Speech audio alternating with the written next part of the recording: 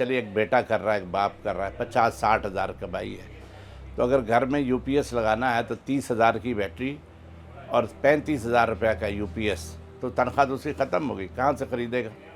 फिर वो हाथ वाले पंखे से ही काम चलाना है।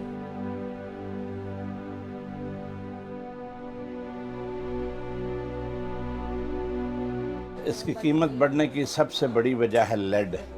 लेड बाहर से इंपोर्ट नहीं हो रहा है, पाबंदी है इंपोर्ट पे। इंपोर्ट ना होने की वजह से जो यहाँ के लेड वाले, पुराने लेड वाले हैं, उन्होंने कीमत ज़रूरत से ज़्यादा इंक्रीज़ कर दिया, तो मैन्युफैक्चरर तो फिर मजबूर है ना।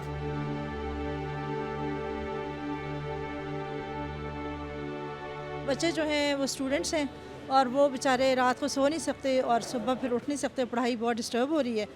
लास्ट टाइम 15 to 18,000 की यही बैटरी मैंने ली थी और अब जो है वो बता रहे हैं कि 38,500 की मिलेगी। पिछले साल की निस्बत इस साल डबल से ऊपर गई हैं चीज़ें। प्रॉब्लम ये हुआ है कि पिछले साल फरवरी की ये लिस्ट है, जो बैटरी फरवरी में 12,000 रुपये की थी वो इस लिस्ट में 26,000 रुपये की है। 10-11 साल के कैरियर में मैंने ये नहीं देखा कि एक साल में चीज़ें डबल से ऊपर गई हैं। कल मैंने बैटरी चेंज करवाई थी, तो उन्होंने 4,000 रुपये मुझसे बैटरी चेंज करने का लिया।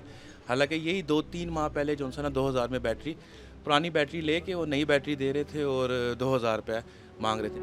पहले तो ये था ना, हम छोटे मोटे दुकानदार जो है ना वो भी ले लेते थे। मेरे वैसा आपका जैसा जो मुलाजम आदमी है वो नहीं ये अफोर्ड कर सकता।